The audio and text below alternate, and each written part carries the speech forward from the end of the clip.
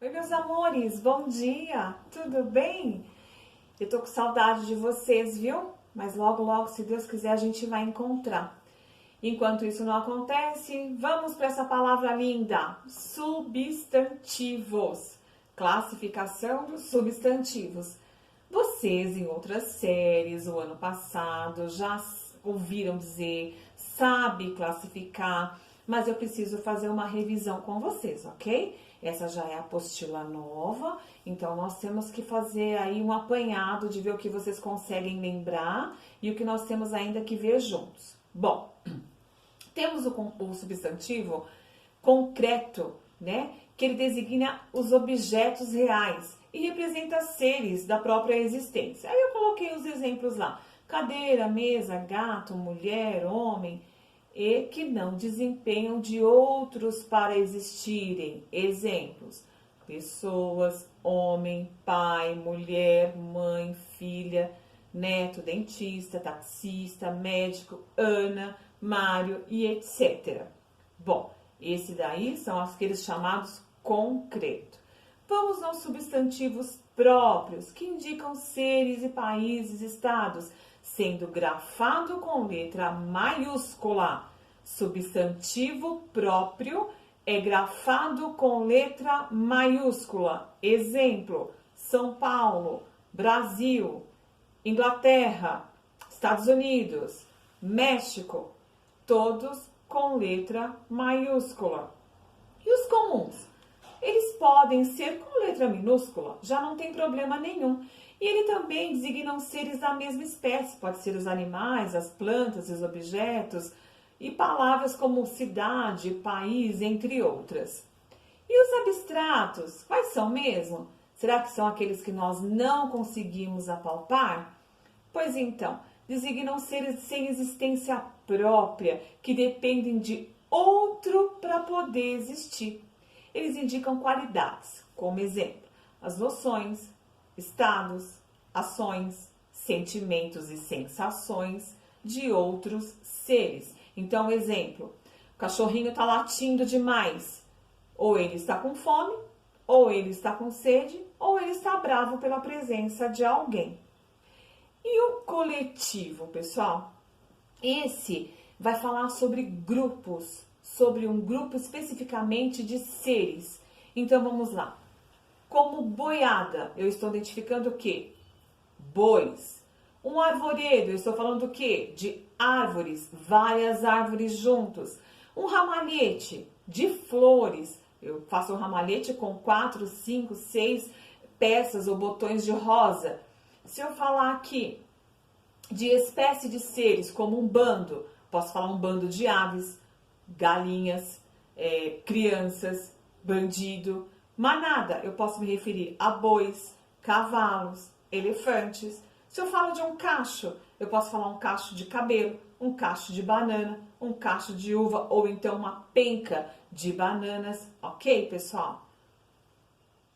E aí, nós vamos falar da flexão dos substantivos. Pessoal, cada um deles tem o seu componente certo. Não adianta eu querer falar do próprio e colocar características do comum, por exemplo. Não adianta eu falar do coletivo e querer falar do comum. Não dá. Então, eu preciso ter e saber a flexão de cada um deles. Então, vamos lá. Quanto ao gênero, os substantivos podem ser classificados em masculino e feminino. Exemplo: menina e menino, irmão e irmão, juíza e juiz, poeta e poetisa. O comum, no caso, são dois gêneros e apresenta a mesma forma tanto para o masculino quanto para o feminino. A diferença é que nós temos aí a integrante que é chamada do quê? Do nosso artigo. Lembra que é o artigo? Ele é que vai determinar o gênero do nosso substantivo que vai estar aí em questão. Exemplo: o estudante. Na palavra o estudante, qual é o meu artigo mesmo, meus lindos? O, muito bem. A estudante, o meu artigo a. Substantivo qual vai ser? Estudante. O pianista, a pianista. Lembraram aí como empregar os nossos artigos? Recapitulando, comum de dois gêneros vai depender do artigo que vai determinar o meu substantivo. Bom, o sobrecomum, ele apresenta uma única forma para o feminino ou para o masculino, não havendo oposição.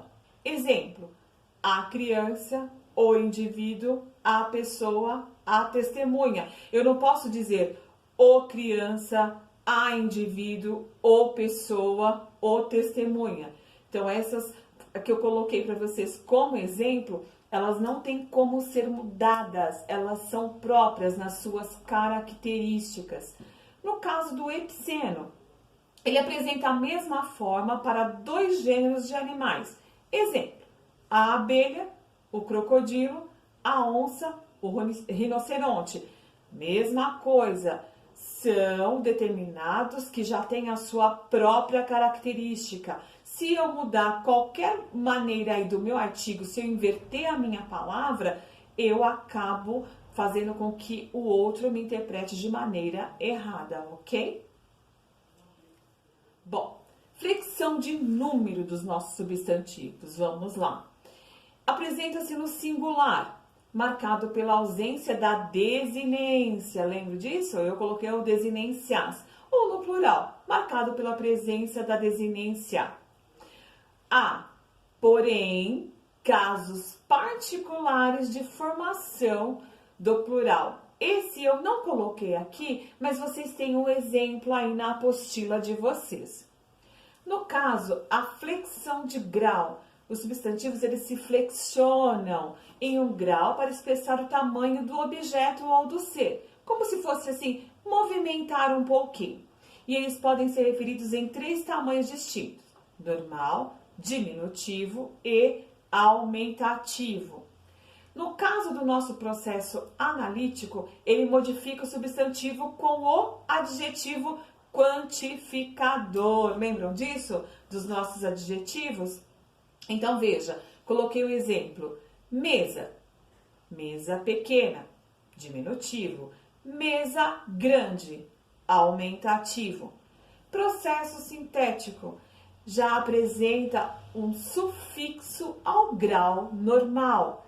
Exemplo, amigo, amiguinho, amigão, no aumentativo. Veja bem. Pessoal, lembram do sufixo e prefixo? Olha aí a minha palavra, amigo, ela passou a ser amiguinho. No caso, o meu sufixo aí é o inho. Sufixo, final da palavra. Prefixo, antes da palavra. Lembram disso? Bom, aí eu coloquei aí para vocês uma charge para a gente descontrair também, mas que fala de léxicos e pronominais. Então, veja bem, olha a Mafalda aí. Ela fala o seguinte: é incrível a importância do dedo indicador. Um patrão faz assim com o indicador e 3.000 operários vão para a rua. Ah, esse deve ser o tal indicador de desemprego de tanto que se fala. Veja bem, isso pode ser, ela quis dizer no caso de uma empresa. Se o patrão ele indica o dedo indicador fazendo um sinal para uma porta, ela subentende que o patrão está demitindo esses funcionários, sendo que, na verdade, isso não pode ser dessa forma, pode ser uma outra situação. Por isso que nós falamos do léxico. Ele pode simplesmente indicar para uma porta onde esteja um material, onde esteja uma pessoa chegando, ou falar até mesmo que aquela porta vai ser modificada. Então, assim, o apontamento não sempre quer dizer o que você acha que o outro vai falar.